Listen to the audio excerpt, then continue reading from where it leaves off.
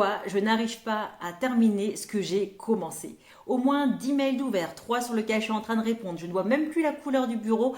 Ça, c'était moi avant. Et résultat, perte de temps, frustration, surcharge mentale et perte de confiance en moi. Alors pourquoi perdre de temps? Tout simplement parce qu'il était impossible pour moi de rester sur une tâche. Je m'éparpillais, je commençais et je ne finissais pas. Puis j'oubliais que j'avais déjà quelque chose en route, donc du coup je repartais de zéro. Résultat, je perds du temps. Frustrée? Mais parce qu'en fait, j'avais aucun résultat à la fin de la journée. Frustrée des heures passées au bureau sans arriver à quoi que ce soit. Surcharge mentale, tout simplement parce que qui dit dossier ouvert également dans l'esprit, donc surcharge mentale. D'ailleurs, si tu n'as pas encore vu la vidéo sur la surcharge mentale, je t'invite à cliquer le lien dans la description pour que tu puisses la découvrir. Et enfin, une perte totale de confiance en moi. Parce qu'à force de n'avoir aucun résultat jour après jour, forcément, on finit par avoir des doutes sur ses capacités, à ne pas y arriver et du coup, pas de résultat et perte de confiance en soi. Ah, si seulement, je me disais, si seulement je pouvais enfin arriver à faire ce que j'avais prévu. Si j'arrêtais de m'éparpiller, je gagnerais un temps de dingue. Allez, hop, c'est décidé, demain je commence. Ça, j'arrêtais pas de me le dire. Sauf que c'est plus vite dit que fait. Qu'est-ce que je faisais dans ces cas-là? Je prends tous les dossiers, je les empile, et puis je les traite un par un, et je me dis, je n'en ouvre pas tant que celui-là n'est pas terminé. Alors là, ça marche 1 heure, 2 heures, elle est hyper motivée, ça marchera toute la matinée, mais rien n'y fait. Mais alors pourquoi? Pourquoi je commence quelque chose et je n'arrive pas à terminer? En fait, pour le comprendre, il faut se plonger dans les neurosciences. Grâce aux études des neurosciences qui ont analysé le fonctionnement du cerveau, on a pu comprendre et trouver des solutions. Et là, 2 notions sont essentielles pour la compréhension et l'application de ce que je vais te dire par la suite. La première notion, c'est que il y a un réflexe de survie pour notre cerveau. Je m'explique. L'évolution de l'homme a fait que notre cerveau, plus exactement ses amygdales limbiques, a été conçu pour se mettre en alerte face à un changement, face à l'inconnu. Pourquoi? Parce que nos ancêtres, Homo sapiens, n'avaient pas le droit à l'erreur hors du camp. Il valait mieux être attentif au moindre mouvement dans la savane, à un moindre bruit suspect, parce que grâce à ce réflexe, ils ont pu survivre et ne pas se faire dévorer.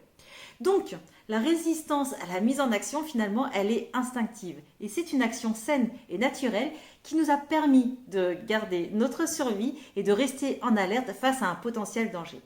Le problème, tu l'as compris, c'est qu'aujourd'hui, ce réflexe est resté en place alors que le danger, il n'est plus le même.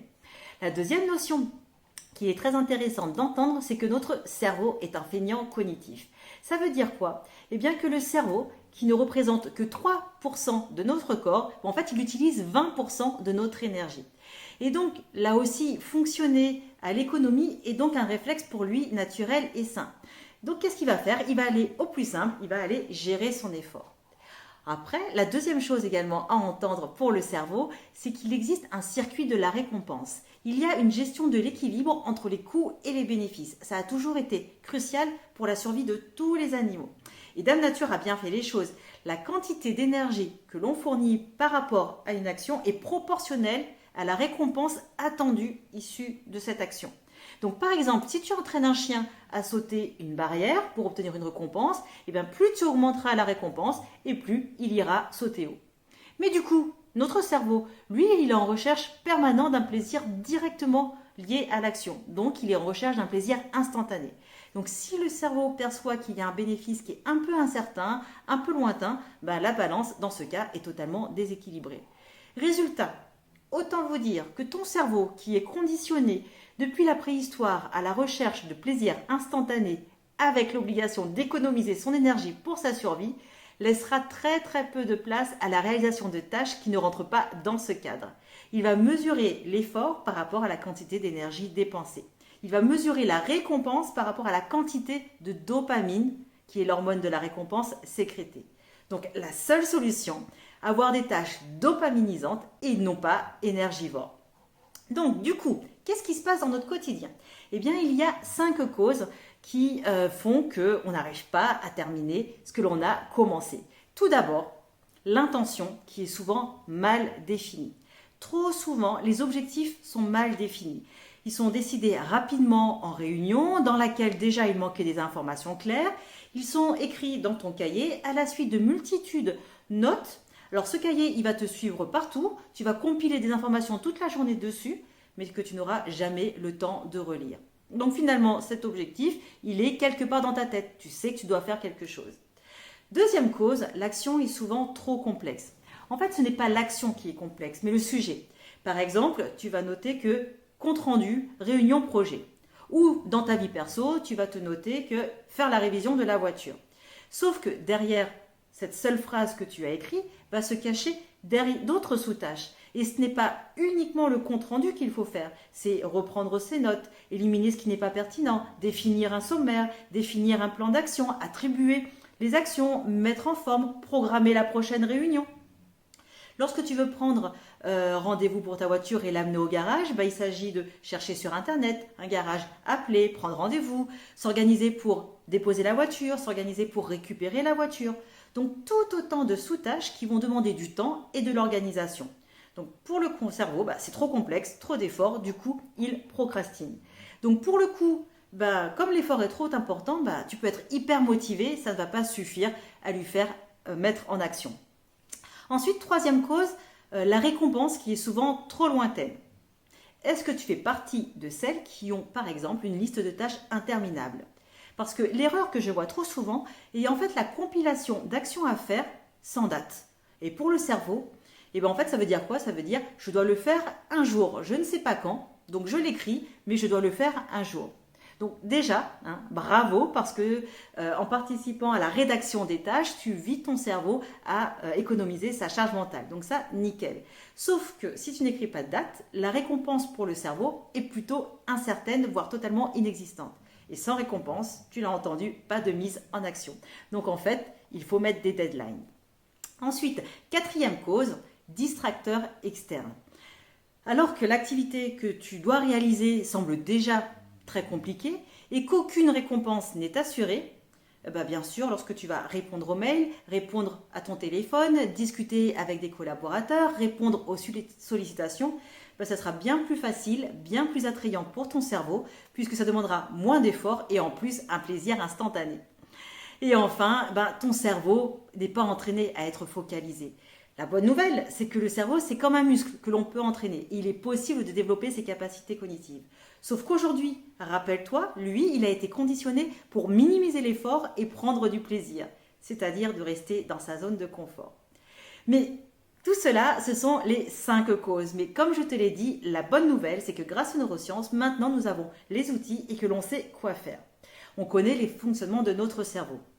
Tout d'abord, tu dois clarifier l'objectif. L'objectif, tu dois clarifier l'intention positive qui se cache derrière ce que tu es en train de faire.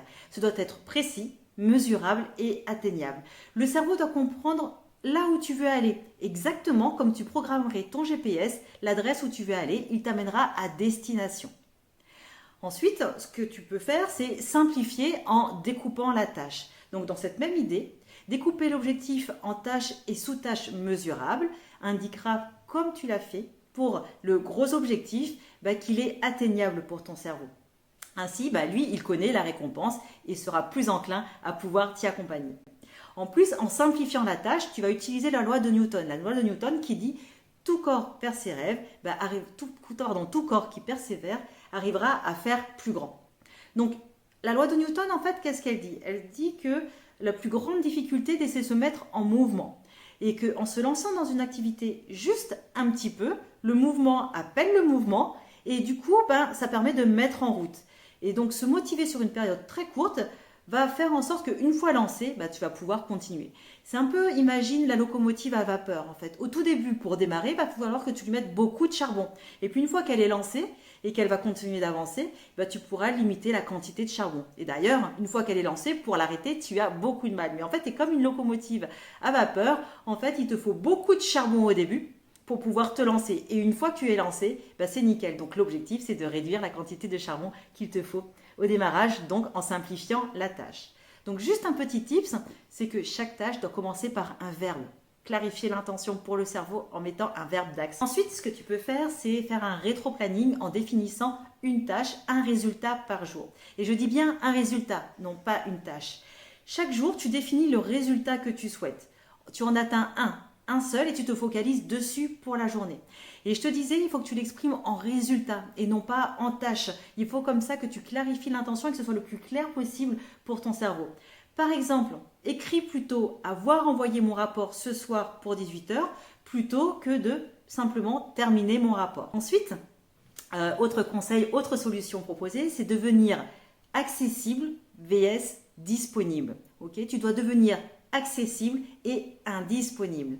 Accessible veut dire quoi? Veut dire qu'on peut t'envoyer un message, on peut t'écrire un mail, mais tu ne le liras que plus tard. Tu restes accessible pour que tu puisses écouter les messages lorsque tu seras disponible. Et ensuite, tu communiques sur ta disponibilité et puis là, les gens pourront interagir avec toi lorsque tu seras disponible. Donc, tu es 100% accessible, mais il faut que tu restes indisponible et disponible au moment où toi, tu l'auras décidé. Et enfin, entraîner ton cerveau. N'oublie pas, ton cerveau a été conditionné pour rester en alerte, pour survivre.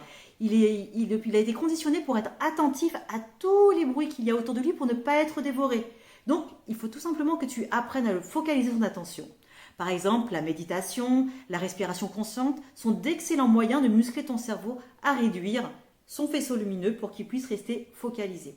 Donc, c'est des exercices que tu peux faire à tout moment. Et la prochaine fois que tu seras dans une file d'attente, que tu seras à la caisse par exemple, que tu seras dans la salle d'attente de ton médecin, plutôt que d'ouvrir ton portable, je te proposerai d'entraîner ton cerveau à méditer, à respirer consciemment, ou même d'utiliser la méthode d'Hélène Hendrickson, 5-4-3-2-1, qui permet de faire un reset et de concentrer sur une seule chose.